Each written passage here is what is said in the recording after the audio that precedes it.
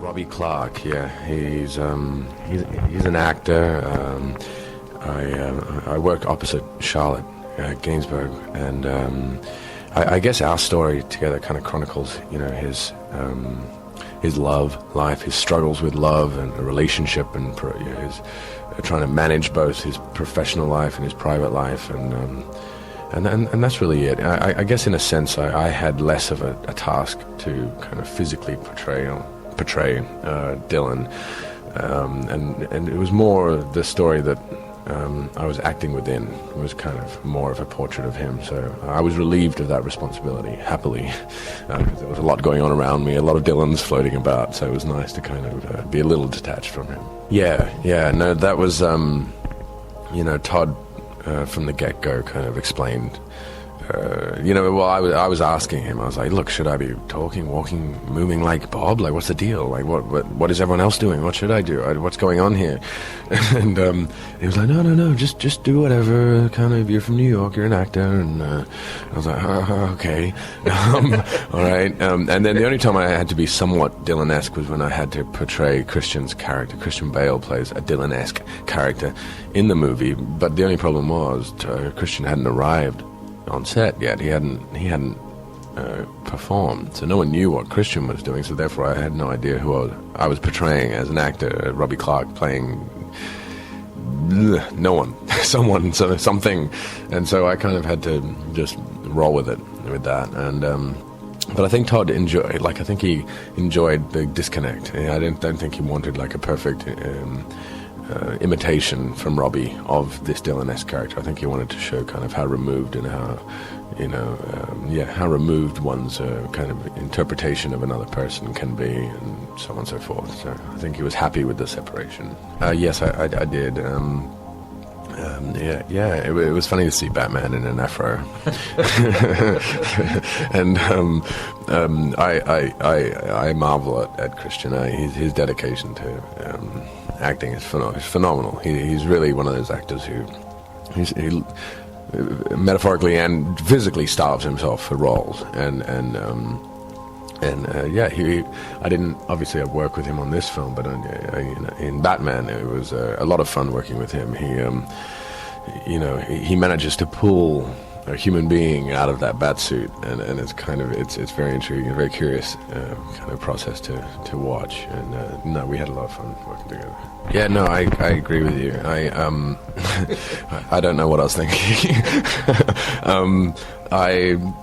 I would have actually played the Joker if it was if the budget for Dark Knight was $100,000. It was truly just this character was too good to turn down, and yes, it would be a crime to attempt to step to follow Jack Nicholson's footpath that he so heavily stamped into my memory of the Joker. I mean, I adore what he did and him in general, and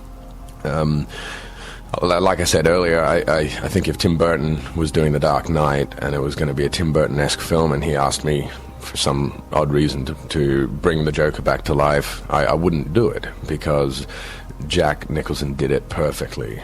For the Tim Burton vision. Correct, and instead I had Christopher Nolan asking me, and I'd already seen this world he'd created in Batman Begins, and so I knew there wasn't room for the old interpretation. There was in fact an opportunity for a new version of the Joker, and that excited me, and I also knew instantly what to do. It was one of those moments where I didn't really have to give it that much thought. It just, when I was asked to do it, I knew exactly what to do, and I sat down in front of Chris and I gave him my ideas, and they were identical to his ideas. We kind of chuckled at it, and I walked out and I locked myself away for 6 weeks in a room, and I kind of came up with this creep, and but he's not just going to be scary. I mean, there are a few surprises. I think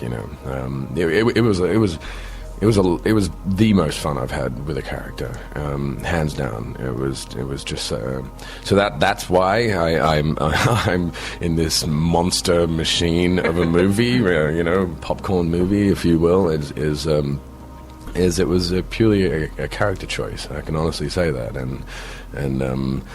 so yeah, I am to blame, and I can't complain from this point on from what happens from that movie, but I really couldn't turn it down. It was creatively, it was just it was too good to be true. Yes, it did.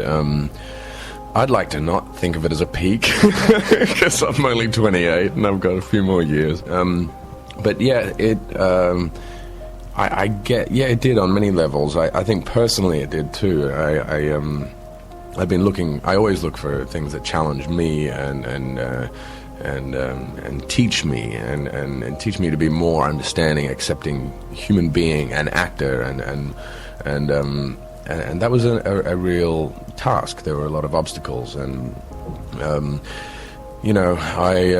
don't think you could say it's being brave or being courageous. It's just, I think it's just being honest and being understanding and accepting of myself and of the story and of the character. And it did teach me a lot about that and about your power to believe so I, on a personal level, got a lot out of it, and definitely it opened some doors. People are somewhat oddly trusting me more now, which I don't know whether that's a good thing or a bad thing for them, but it's so. No, I would never compare myself to Dylan. I haven't given it any thought. No, I haven't, and I think it would be a pretty boring movie, and it'd be a lot less complicated, perhaps, than I'm Not There. I think what Todd was out to achieve in this portrait of Dylan is to kind of preserve his mystique, and therefore, like, these stories, these events, these words that we say are not direct quotes. They're not. Todd didn't pretend to assume to know exactly who Bob Dylan is, because in the end of the day, it's very hard to kind of summarize yourself, categorize yourself, let alone someone you've never met and someone you truly don't know, and so Todd respectfully avoided that, and so I think that's what I truly admire about the film is in a sense you walk out of the movie, or at least my experience of it is you walk out with the movie you don't really gain. You don't feel like you've been spoon-fed an opinion of who Dylan was. In fact, you don't really walk out with that much more knowledge on him, I feel. But you do something on a subconscious level. Like, you do walk out with something, and it's very hard to put your finger on what it is. It's like you walk out with fragrances of him, but nothing particular. And I think that's the highly respectful thing about the film. Definitely. I think definitely in my circumstance that was the case. I had to drop it, and also carrying that around, that sort of responsibility, I think, can taint your performance. It can creep up on your nerves, and I think that was more or less something that Todd had to worry about, and certainly not me. Perhaps some of the other actors had more of a responsibility to keep Dylan in the back of their minds, but it was hard to escape him. I mean, we constantly had Dylan music playing on set. Everyone was running around, humming his songs, or so his spirit, his soul was constantly around the Smokey set.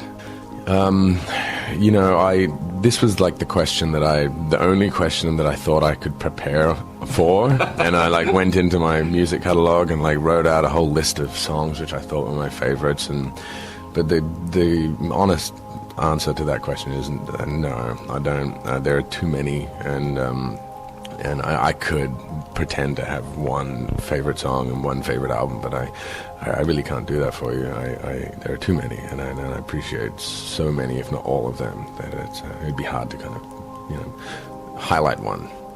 No, I haven't been in a band. I've been around bands, and I work with bands. I direct music videos, and I run a small independent label, The Masses, and it's with a whole bunch of my friends. We're all just young creators, and we all share responsibility kind of thing. There's no hierarchy. No, it's not. It's in Los Angeles, actually. And but we have people in the company who are here in New York.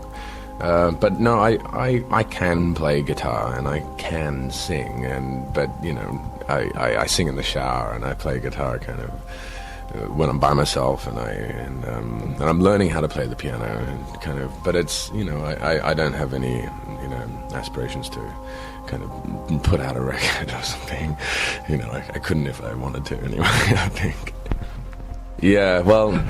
Success is relative, I guess, isn't it? That was a success for me because I was working with one of my heroes, and since then we've, stayed and developed a really personal, close friendship and trust, and I'd really do anything. I'd cut carrots and serve the catering on a Gilliam film. I really love the guy, and so yeah, I'm doing The Imaginarium of Dr. Parnassus with Christopher Plummer and Tom Waits and a young actress or model, turning actress called Lily Cole, and Andrew Garfield, another young inspiring actor to be, and then I do the Terrence Malick movie right after that, the Tree of Life, and then I'll drop to the ground dead for a year and hibernate. Yeah, I guess so. I guess I don't know whether it's optimism or just kind of it's sometimes you have to kind of throw away the care. Like, you have to not be too conscious of what will be a success and what won't be, because that's out of your power. And like I said, what is success? And so I try to look at what I feel like because for me, like, what a success is the only time that I'm alive and living and expressing and feeling and relating is when I'm on set, and that time between action and cut. And so that's the only thing that's really important, is how that experience is, and how that experience will affect my life and what I have to give from my life to that experience. And everything that happens after that is just irrelevant. It's kind of, if it's a success, great. If it's not, great. Fine. It affects you or it doesn't, but that shouldn't, in my mind, it shouldn't kind of dictate what your choice is. I just want to enjoy myself. I want to learn more. I want to work with good people, creatively and as people, and really just good people, and so that drives me more than, thinking, Terry had a really hard time on Brothers Grimm, and for some odd reason is finding it hard to get his next movie up and running.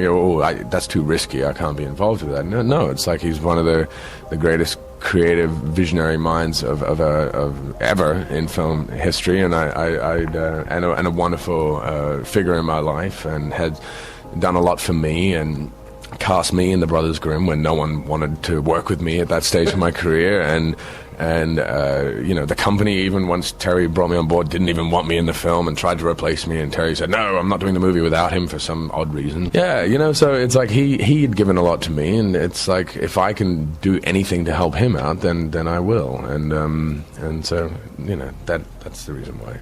Yeah, it is difficult, but I can't. I think my struggles are different to Robbie's. But yeah, it is. It's kind of, it's heartbreaking in a sense, like having to, the inconsistency of your social life, and kind of clocking in and checking in with your friends, and getting back a routine with your family and life, and kind of doing the washing, doing the dishes, maintaining your household, kind of commuting, and then that just being chopped off, and having to 3 weeks go to London, and work through Christmas, and then go to Vancouver, and then work through to March, and then take off to Austin, Texas, and work there for 3 months, and then you're away from everyone and everything for 7 months, and then you come back and you try and rekindle it again, only to have it taken away a year later.